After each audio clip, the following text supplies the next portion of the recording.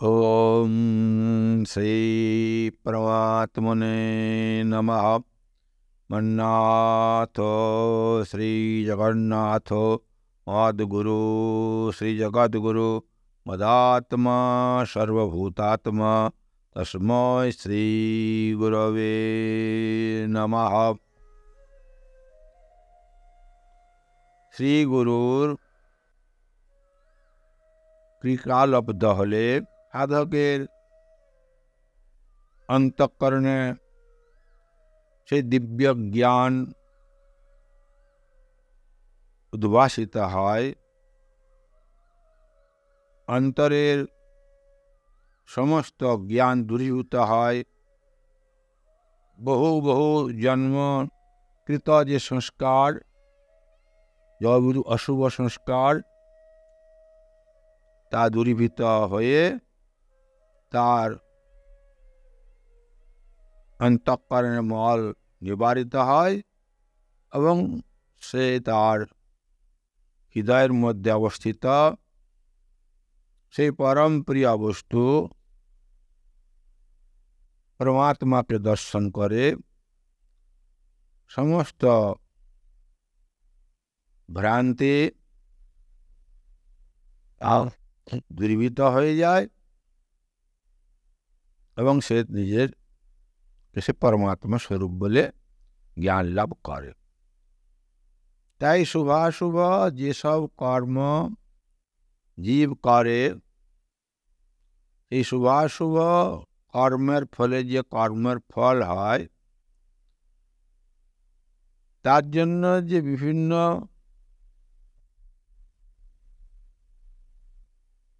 যোনিতে তার জন্ম হয়, অর্থাৎ পুনরাবর্তন হয়,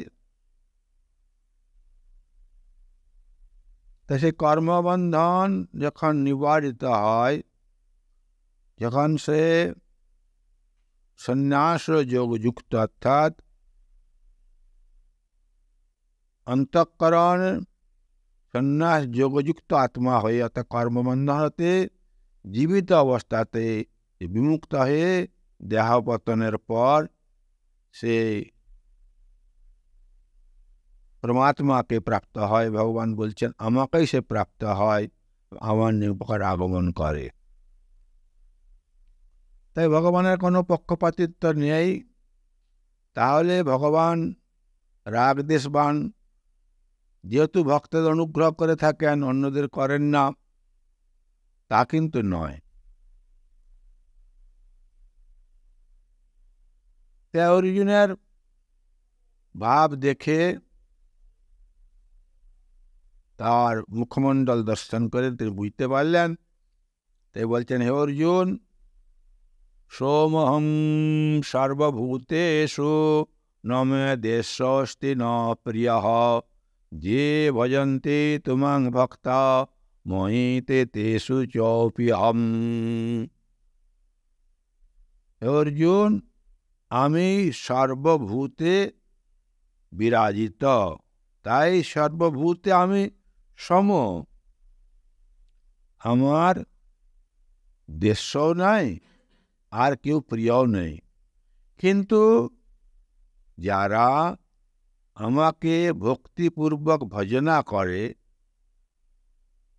তারা আমাতে অবস্থান করে এবং আমিও তাদের হৃদয়ে অবস্থান করি, এবং এটা তারা বুঝতে পারে। ভগবান তার ভাগবতে, সেই ভাগবত পুরাণে বর্ণিত করেছেন ব্যাসদেব ভগবানের কথা, যে কালরূপী ভগবানের কেউ প্রিয় অপ্রিয় বা বন্ধু নাই। তিনি স্বয়ং অপ্রমত্তভাবে সংহার মূর্তি ধারণ করত, বিষাশক্তি নিবন্ধন আত্মরক্ষার সম্পূর্ণ অসমর্থ প্রমত্ত জনগণের বিনাশের নিমিত্ত তাদের অন্তরে প্রবিষ্ট হন। তার কেউ প্রিয় নেই, তার কেউ অপ্রিয় নাই, এবং তার কোনো জ্ঞাতি বন্ধু পর বা আপন বলে পরিচিতিও নয়। সকল অবস্থায় সকলের প্রতি তিনি সমানভাবে দৃষ্টি করে থাকেন। তিনি অবিদ্যাতীত অঞ্জন রহিত। তার যখন সুখে স্পৃহা নেই, তখন তার রোধেরও কারণ কোথাও নেই। শ্রীহরির কেউ প্রিয় নয়, আর কেউ অপ্রিয়ও নাই, তার আপন পরও নাই। যেহেতু তিনি সকল ভূতের আত্মা, সেহেতু তিনি সকল ভূতের প্রিয়। যারা ভক্ত, যারা ভক্তিভাবে তার ভজনা করেন, তারা তাদের হৃদয়ে অবস্থিত সে পরমাত্মা রূপী আমাকে জানতে পারে, এবং আমি স্বভাবতই তাদের অন্তরে যে বর্তমান আছি সেটা তারা জ্ঞাত হন, এবং তারা আমাতেই বর্তমান থাকেন। তাই আমার প্রতি কোনো রাগ বা আসক্তিতে নয়, তারা আমার ভক্ত, তারা ভক্তিভাবে আমার ভজনা করেন। তাই তাদের মধ্যে আমি স্বভাবিত বর্তমান, অর্থাৎ যে ইতর অর্থাৎ অপরের মধ্যে নয়, কারণ অজ্ঞান হেতু তারা জানে না যে আমি তাদের আত্মা। যারা অভক্ত, যে ভজন্তি তুমাং ভক্তা, যে ভজনা করে সে তো ভক্ত, এই কারণে সে ভক্ত জানে যে তিনি আমার হৃদয়ের মধ্যে বর্তমান। কিন্তু যারা অজ্ঞান মূঢ়, তারা অজ্ঞান হেতু তিনি যে তাদের আত্মা সেটা তারা বোঝে না। তাহলে এ থেকে আমাদের বুঝতে হবে যে প্রকৃতপক্ষে তাদের প্রতিও ভগবানের কোনো দেশ নেই, কারণ উভয়ের মধ্যেই তিনি বর্তমান। যারা যোগযুক্তাত্মা সর্বকর্মফল সন্ন্যাস করে কর্মবন্ধন হতে বিমুক্ত হয়ে তারা আমাকে প্রাপ্ত হয় বললেন। তাহলে কি ভগবানের রাগদেশ আছে? যেহেতু তিনি তার ভক্তগণের প্রতি অনুগ্রহ করেন, অন্যের প্রতি তার দেশ আছে, তা তো হয় না। তাই ভগবান বলছেন আমি সকল প্রাণীতেই সমান। প্রাণীগণের মধ্যে আমার কেহ দেশও নাই, আর কেউ প্রিয়ও নাই। যেমন অগ্নি, তার স্বভাব তাপ দেওয়া। যারা অগ্নির নিকটে আসে তারা অগ্নির তাপ পায়, এবং তাদের শরীর থেকে কি হয়, শীত দূরভূত হয়, এবং অগ্নির যে আলো সেটাও তারা পায়। কিন্তু যারা দূরে থাকে তারা অগ্নির সেই তাপ পায় না, তাতে অগ্নির কোনো দোষ নেই। সুতরাং যেমন যারা অগ্নির নিকটে আসে তাদের যেমন শীত নিবারণ হয় এবং বাহ্য অন্ধকারও দূর হয়, তেমনি যারা দূরস্থ ব্যক্তি তাদের শীতও দূরীভূত হয় না, আর তাদের অন্ধকারও যায় না, কারণ তারা অগ্নি থেকে দূরে থাকেন। এটাই আমার স্বভাব। অগ্নির যেমন স্বভাব, আমার তাই স্বভাব। আমি কারো প্রতি দ্বেষও করি না, আর কারো প্রতি প্রিয়তাও করি না। সুতরাং যে ভক্তগণ আমাকে ভক্তির সহিত সততা ভজনা করেন, অর্থাৎ সদ্গুরু হইতে দিব্য চক্ষু প্রাপ্তির পর সর্বব্যাপী আমাকে সর্বত্র দর্শন করিয়া প্রত্যক্ষ হইয়াছেন, অনন্য ভক্তি, বারবার তিনি অনন্য কথাটা প্রয়োগ করেছেন। অনন্য ভক্তি এবং এক ভক্তির দ্বারা আমার উপাসনা করেন, তারা আমার অর্থাৎ নিজ আত্মাতে আমাকে প্রত্যক্ষ করেন এবং প্রত্যক্ষভাবে অবস্থান করি তা জানেন। তা আমিও তাদের আত্মাতে সম্যকভাবে জ্যোতির্ময় প্রকাশিত হই, এবং সেই সকল ভক্ত আমার দৃষ্টির বাইরে থাকেন না, আর আমিও তাদের দৃষ্টির বাইরে থাকি না। সে আমাকে সতত দর্শন করে এবং আমিও তাকে সর্বদা দেখিয়ে থাকি।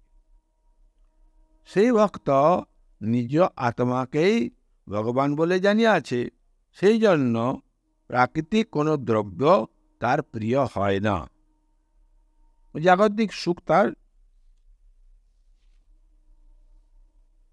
প্রয়োজন হয় না। আর যারা সেই ব্রহ্মবিদ গুরুর কাছে দিব্যচক্ষু প্রাপ্ত হন নাই, তারা পত্রপুষ্পাদি দ্বারা ভগবানের কে অন্ধ বিশ্বাসের বসে পূজা করলেও তারা কখনো জানতে পারে না যে ভগবান তাদের মধ্যেই আত্মারূপে বাস করেছেন। যখন এই সকল বাহ্য পূজা শুদ্ধ বুদ্ধিযোগে হয়, তখন ভগবানের অনুগ্রহে ওরা সদ্গুরু প্রাপ্ত হন এবং তাদের জ্ঞান হয় যে ভগবান সর্বভূতে সমভাবে অবস্থান করছেন।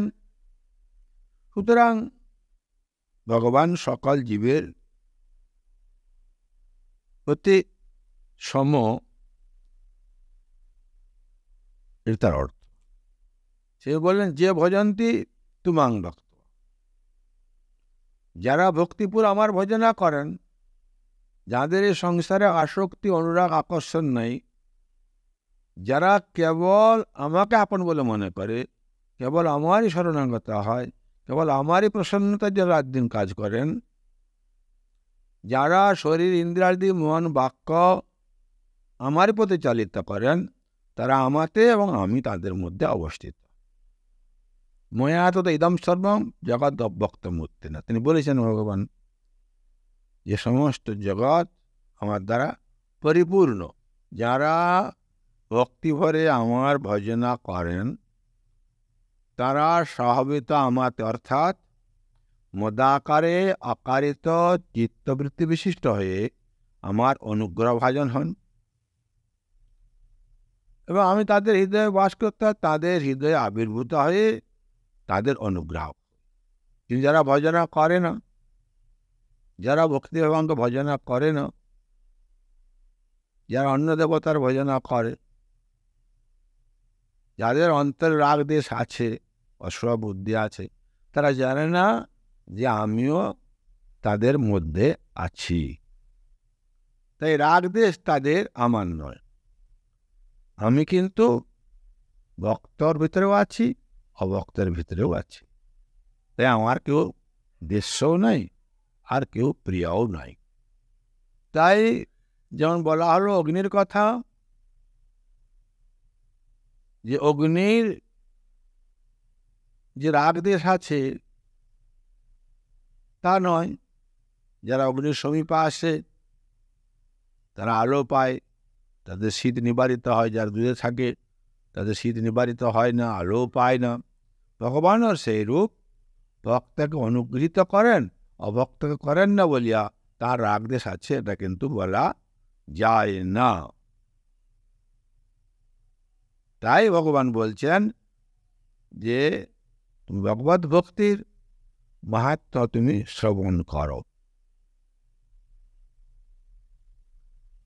অপি চেত সুদুরাচারো ভজতে মাম অনন্যভাক্ সাধুরেব সমন্তব্য সম্যক ব্যবসিত হি সব। বলে, হে অর্জুন, যারা কোনোদিন আমার ভক্তি ভরে আরাধনা করে নাই, যারা পাপাচারী, যারা অশাস্ত্রীয় কর্ম করে, তারা যে অতি দুরাচার ব্যক্তিও হয়, তারা যদি সদ্গুরুর কৃপা লাভ করে অনন্যভাবে, অনন্য, এই অনন্য কথাটা তিনি বলে আসছেন সবসময়। অনন্য মানে নন, মানে অন্য আর কারো প্রতি দৃষ্টি না রেখে, অন্য কারো প্রতি শরণাপন্ন না হয়ে, অর্থাৎ যেসব কর্ম সে করেছিল যার জন্য তাকে পাপাচারী বলা হতো, সেও ত্যাগ করে ভক্তির সঙ্গে যদি সে আমার ভজনা করে, তাহলে তাকে সাধু বলে মনে করবে। কেন না? তার যে সংকল্প, তার যে সংকল্প আমি সাধু হব, এটা তার কাছে শুভ। যেমন লক্ষয়রা বেশ্যা ছিল, দেহ ব্যবসা করত, অতি রূপ ছিল তার, বড় রাজারা ধনী লোক তার চরণ সেবা করত, তার দেহ বিলাসী হয়ে তার রাত কাটাতো, প্রচুর অর্থ সে রোজগার করত। সেই সময় সেখানে হরিদাস ঠাকুর, সে ছিলেন খানাকুলের জঙ্গলে, অদ্বৈত আচার্য তাকে হরিনাম দিয়েছিলেন। তিনি দিনরাত হরিনাম করতেন এবং সে হরিনামের প্রভাবে তার প্রভাব এমন প্রভাবিত হলো যে বহু লোক তাকে দর্শন করতে এলো। রাজার মনে ক্ষোভ হলো যে আমি রাজা, এত লোক আমাকে দেখতে আসে না, ওকে দেখতে আসে, একে ভ্রষ্ট করতে হবে। লক্ষয়রাকে বলল, লক্ষয়রা তোমাকে ভ্রষ্ট করো, জোয়ান ছেনা তো। লক্ষয়রা বললো, হ্যাঁ একা কোনো ব্যাপার নেই। একদিন লক্ষয়রা সেজে টেজে গিয়ে হাজির হলো।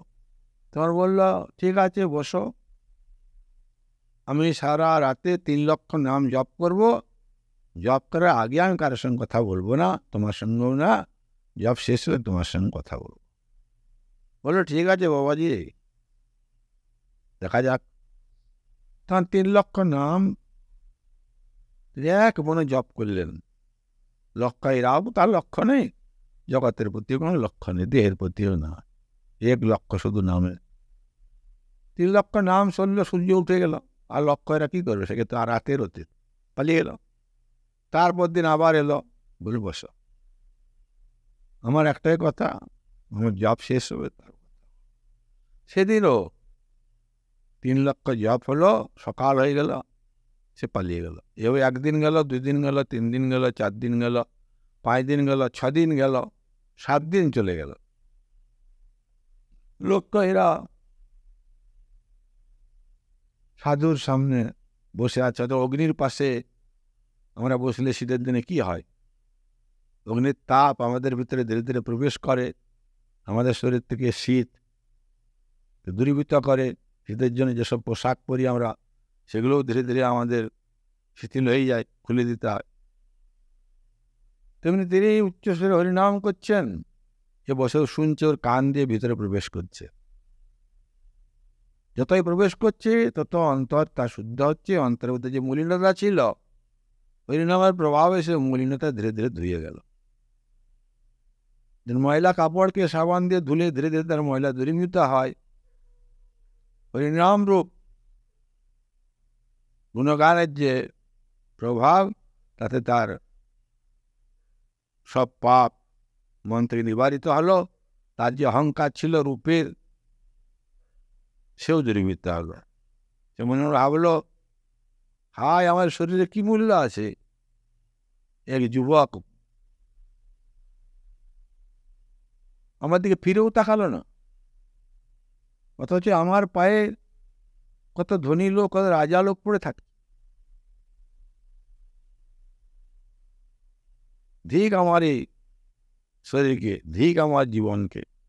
তারপর দিন করলো কি, সমস্ত দামি দামি পোশাক ফেলে দিল, সোনা গয়না টয়না যা যেন ফেলে দিল, ফেলে দিয়ে 1 বস্ত্র পরে, চুল খুলে সাধিকার বেশে এসে হাজির। বলে বসো, বসলো, নাম আরম্ভ করলেন। নাম শেষ হলো, লক্ষয়রা আজ যায় না। কি ব্যাপার, তুমি যাবে না? না প্রভু, আমি আর যাব না ঘুরে, কারণ আমার এই জ্ঞান হয়েছে, তোমার হরিনামের প্রভাব, তোমার সাধনার প্রভাব আমার অন্তরকে নির্মল করে দিয়েছে। আমি হরিনাম শুনে শুনে বাজলাম যে আমি যা কাজ করেছি, পাপ কাজ, তা অতি ঘৃণ্য, জঘন্য। অতএব শরীরের প্রতি আমার আর কোনো করুণা নেই, মায়া নেই। আপনি আমাকে হরিনাম দেন, আমি হরিনাম করে জীবন কাটাবো। ঠিক আছে, তুমি আশ্রমে থাকো, আমার সময় চলে যাব। তিনি তাকে হরিনাম দিলেন।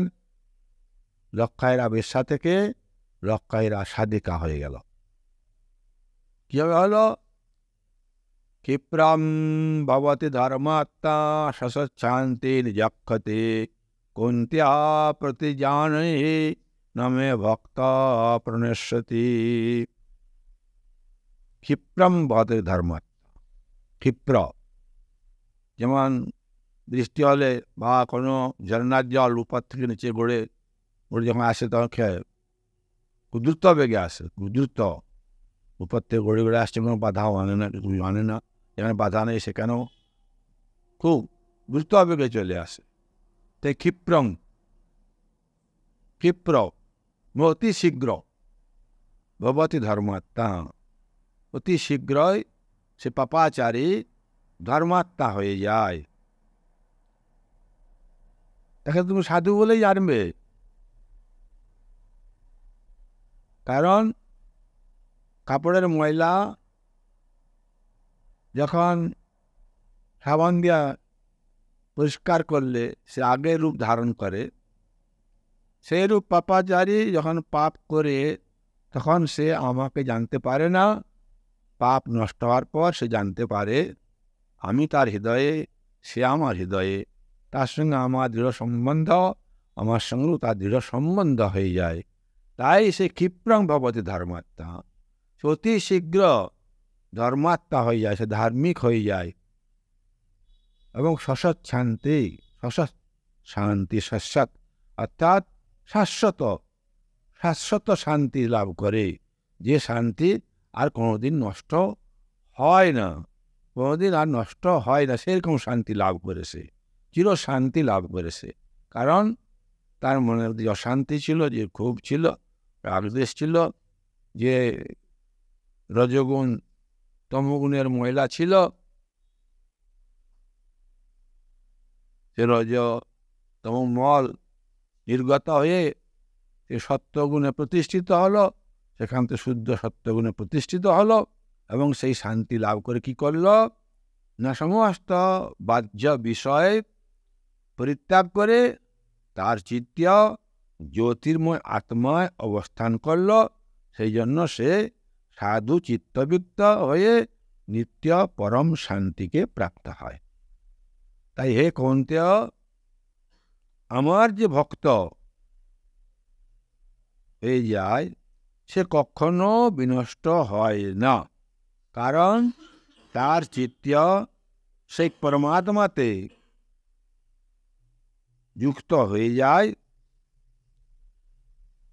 এবং সেই পরমাত্মাতে সে যুক্ত হওয়ার জন্য, তার আত্মা যুক্ত হওয়ার জন্য এই জরা মরণশীল মায়াময় সংসার তার দূরীভূত হয়, যে সংসারে জন্মগ্রহণ করে না, সে আমার ভক্ত আমাকে প্রাপ্ত হয়।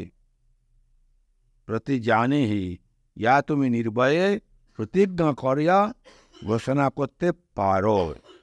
অর্জুন, তাই আমার বিষয়ে এরূপ চিন্তা করা একেবারে উচিত নয়